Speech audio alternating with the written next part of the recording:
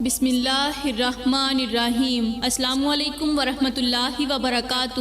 میری پیاری بہنوں، حضرت عیسیٰ علیہ السلام اللہ تعالیٰ کے جلیل القدر نبی ہیں، جنہیں اللہ تعالیٰ نے بہت سارے معجزات عطا کیے۔ ان میں سے ایک معجزہ اللہ کے حکم سے مردوں کو زندہ کرنا ہے۔ میری پیاری بہنوں، ایک مرتبہ ایک شخص روتا ہوا حضرت عیسیٰ علیہ السلام کی خدمت میں حاضر ہوا، عرض گزار ہوا، ابھی میں اپنی ماں کی قبر سے ہو کر آ رہا ہوں۔ میں نے اپنی ماں کی قبر پر کھڑے ہو کر اللہ سے اپنی ماں کی بخشش کی معافی کی ہے، لیکن پھر بھی میرا دل سکون محسوس نہیں کر رہا۔ میں اپنی والدہ سے ملنا چاہتا ہوں، کچھ سوال کرنا چاہتا ہوں، میرا دل بے تاب ہے۔ خدارا، آپ اللہ کے حکم سے ایک بار میری ماں کو زندہ کر دیں۔ تو اس کی یہ باتیں سن کر تو حضرت عیسیٰ علیہ السلام نے فرمایا، مجھے اپنی والدہ کی قبر پر لے کر چلا جا۔ اب وہ شخص حضرت عیسیٰ علیہ السلام کو ساتھ لے کر قبرستان کی طرف چل پڑا۔ حضرت عیسیٰ علیہ السلام اس کے سرہانے کھڑے ہو کر 2 رکعت نماز نوافل ادا کیے۔ اس کے بعد اللہ سے دعا کی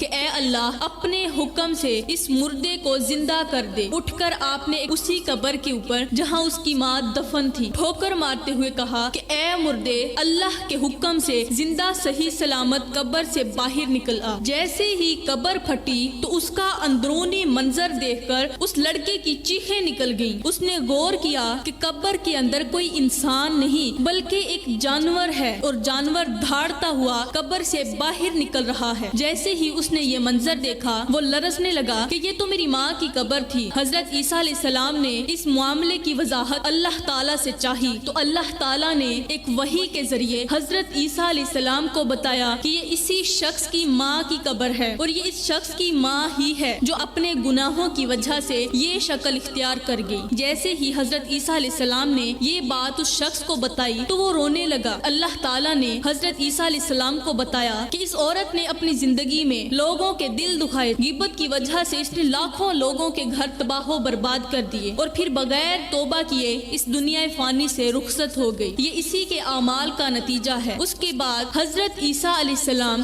اس عورت کو، اس جانور کو اور اس لڑکے کو ساتھ لے کر اس بستی کے اندر چلے گئے جہاں کی وہ رہنے والی۔ وہاں پہنچ کر علاقے کے تمام لوگوں کو اکٹھا کیا تو حضرت عیسیٰ علیہ السلام نے اللہ سے دعا کی کہ یا اللہ، اس جانور کو بولنے کی توفیق عطا فرما، اور پھر بول کر اپنی کہانی سنا سکے، اور کن گناہوں کی وجہ سے اسے کون سی سزا ملی۔ جیسے ہی اسے بولنے کی توفیق ملی تو حضرت عیسیٰ علیہ السلام نے اس جانور سے مخاطب ہو کر فرمایا کہ تو اپنی زندگی کی کہانی سنا۔ تو وہ جانور جو تھا اس نے اپنا سر اٹھایا اور حضرت عیسیٰ علیہ السلام کی طرف دیکھ کر کچھ بولنے لگا۔ اس جانور نے جو الفاظ کہے اس کی آواز کے اندر بہت زیادہ درد اور پچھتاوے کی ایک گونج تھی۔ وہ ایسے درد بھرے جملے تھے کہ جو بھی انسان سنتا اس کا دل دہل جاتا۔ جانور نے کہا کہ دراصل میں انسان تھی، میں نے زندگی جو غفلت میں گزاری تھی یہ انہی کی وجہ سے میری شکل تبدیل کر دی گئی۔ اس کے بعد ایک دوسرا جملہ بتانے لگی کہ میری زبان کے گناہوں نے، میرے جھوٹ نے،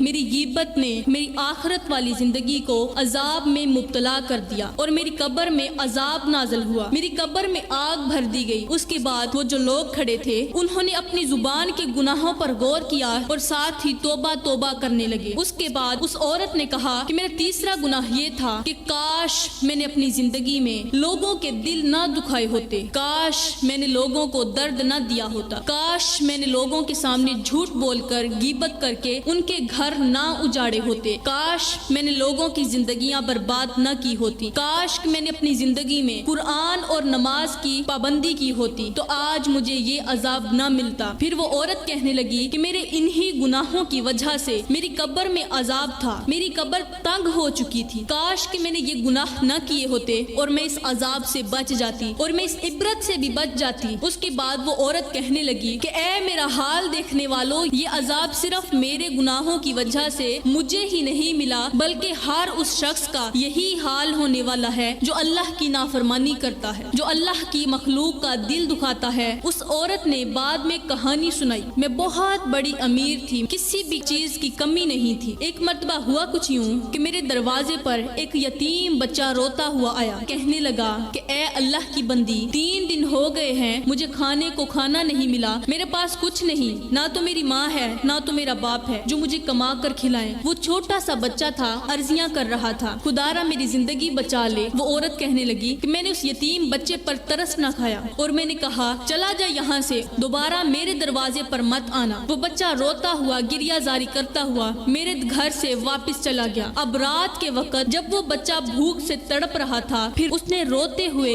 اپنی لرزتی ہوئی آواز میں دل دہلا دینے والے چند ایک جملے بولے۔ اس کے جملے نے لوگوں کی زندگیاں بدل دی، لیکن میرے دل میں رحم نہ آیا۔ پہلے جملے میں وہ کہنے لگا کہ یا اللہ، میں نے کسی کا کیا بگاڑا جو تو نے میرے نصیب میں رزق ہی نہیں لکھا۔ پھر اس نے دوسرا جملہ کہا کہ یا اللہ، اگر تو نے مجھے کھانے کی کوئی چیز نہیں دینی تو پھر مجھے موت ہی دے دے تاکہ میں اس اذیت سے بچ سکوں۔ یہ اذیت مجھ سے برداشت نہیں ہو رہی۔ اس کی زبان لرز رہی تھی اور اس کی آنکھوں میں سے آنسو بہ رہے تھے۔ تیسرا جملہ بول کر کہنے لگا کہ یا اللہ، میری ماں تو کہتی تھی کہ اللہ تعالیٰ کے ہاتھ میں رزق ہے، وہ سب کے نصیب لکھنے والا ہے، اور کیا میرے نصیب میں صرف بھوک ہی رہ گئی ہے؟ چوتھا جملہ بول کر کہنے لگا کہ شاید لوگوں کے دل پتھر کے ہیں لیکن میرا اللہ مجھے دیکھ رہا ہے۔ اس کا یہ جملہ اس کے پکے یقین کو ظاہر کرتا تھا کہ اس بچے کا یقین اللہ پر پختہ ہے۔ اس کے بعد اس نے ایک پانچواں جملہ بولا کہ یا اللہ، کیا تیری دنیا ایسی ہی ہے؟ اگر تیری دنیا ایسی ہی ہے، میرے لیے یہاں کھانے کو کچھ نہیں، تو پھر تو مجھے اپنے پاس بلا لے، کیونکہ تیری دنیا میرا درد نہیں سمجھتی۔ یہ اس کی آخری التجا تھی اور یہ التجا کرتے ہی وہ زمین پر گرا اور پھر ہمیشہ کے لیے سو گیا۔ اب لوگوں نے میرے پاس آ کر مجھے اس کی بے بسی سنائی۔ لوگوں کی باتیں سن کر بجائے میں افسوس کرنے کے میں ان کا مذاق اڑانے لگی۔ میں نے کہا کہ کیا وہ میری ذمہ داری تھی؟ کیا اس کا رزق میرے ہاتھ میں تھا؟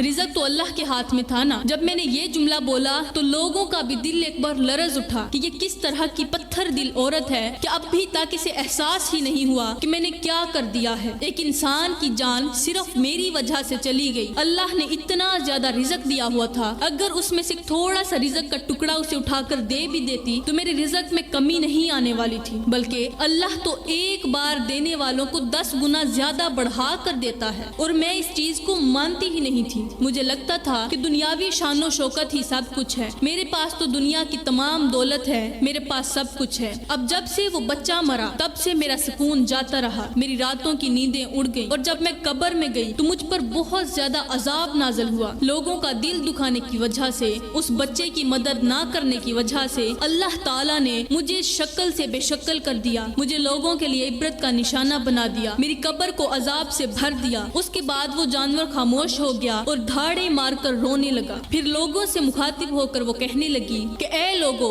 زندگی میں کبھی بھول کر کے بھی وہ گناہ نہ کرنا جو میں نے کیے تھے، ورنہ تمہارا انجام بھی ایسا ہی ہونے والا ہے۔ اس کی یہ درد بھری باتیں سن کے اس کا بیٹا بھی چیخنے لگا، لوگ بھی رونے لگے۔ حضرت عیسیٰ علیہ السلام اس کی بے بسی کو دیکھ کر رونے لگے اور ہاتھ اٹھا کر دعا کرنے لگے کہ یا اللہ، ایسی بے بسی سے ہمیں محفوظ فرما اور ہم پر رحم کر، بے شک تو ہی لوگوں پر رحم کرنے والا ہے۔ اب یہ واقعہ ہمیں ایک سبق دیتا ہے کہ زندگی میں دوسروں کی مدد کرنا، اللہ کی شکر گزاری کرنا، اللہ کی نعمتوں کو دوسروں کے استعمال میں لانا، دوسروں کی مدد کرنا، یہ ہماری زندگی میں کتنا ضروری ہے۔ اس کے بعد حضرت عیسیٰ علیہ السلام نے پھر سے ہاتھ اٹھائے اور دعا کی کہ یا اللہ، جتنے لوگ میرے سامنے کھڑے ہیں، ہم سب پر اپنا رحم فرما، اپنا کرم فرما، اور ہمیں اتنی توفیق دے دے کہ ہم مظلوموں کی مدد کر سکیں۔ میں دعا کرتی ہوں کہ اللہ تعالیٰ ہمیں اچھی نصیحتوں پر عمل کرنے کی توفیق عطا فرمائے۔ اللہ تعالیٰ ہمیں ایسی عبرت سے محفوظ رکھے۔ آمین ثم آمین، وما علینا الا البلاغ المبین۔